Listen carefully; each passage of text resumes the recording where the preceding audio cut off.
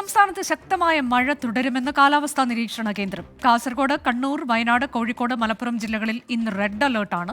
കാസർഗോഡ് ജില്ലയിലെ വിദ്യാഭ്യാസ സ്ഥാപനങ്ങൾക്ക് നാളെ അവധി പ്രഖ്യാപിച്ചു. ഇന്നലെ രാത്രിയും ഇന്ന് പകലും പെയ്ത മഴയിൽ സംസ്ഥാനത്ത് പലയിടത്തും നാശനഷ്ടങ്ങളുണ്ടായി.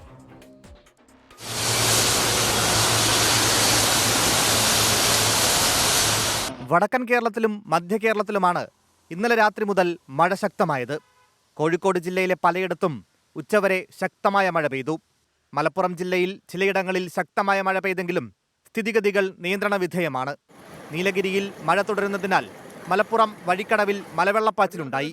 പുന്നപ്പുഴയിൽ ജലനിരപ്പ് ഉയർന്നതോടെ പുഞ്ചക്കൊല്ലി, അളയ്ക്കൽ ആദിവാസി നഗറുകൾ ഒറ്റപ്പെട്ടു.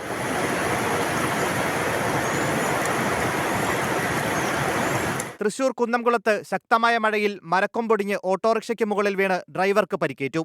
ഏറെ നേരം ഭാഗികമായി വാഹനഗതാഗതം തടസ്സപ്പെട്ടു.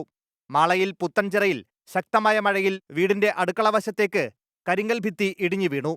ഇന്നലെ രാത്രി ശക്തമായ മഴ പെയ്തതോടെ കോട്ടയം ജില്ലയിലെ പലയിടങ്ങളിലും വെള്ളം കയറി. പുതുപ്പള്ളി, കൈതപ്പാലം ഭാഗത്ത് നിരവധി കുടുംബങ്ങളെ ഒഴിപ്പിച്ചു. കോട്ടയം, ചങ്ങനാശ്ശേരി താലൂക്കുകളിലായി 2 ക്യാമ്പുകൾ തുറന്നു. ഈരാറ്റുപേട്ട വാഗമൺ റോഡിൽ രാത്രികാല യാത്ര നിരോധിച്ചു. പുനലൂർ, മൂവാറ്റുപുഴ സംസ്ഥാന പാതയിൽ വീടിന്റെ മതിൽ ഇടിഞ്ഞു വീണു.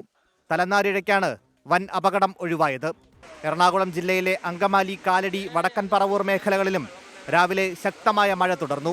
മഴക്കെടുതി നേരിടാൻ സംസ്ഥാനം സജ്ജമെന്ന് മന്ത്രിമാരായ കെ രാജനും എം ബി രാജേഷും അറിയിച്ചു. വിവിധ ബ്യൂറോകൾക്കൊപ്പം ന്യൂസ് ഡെസ്ക് 24.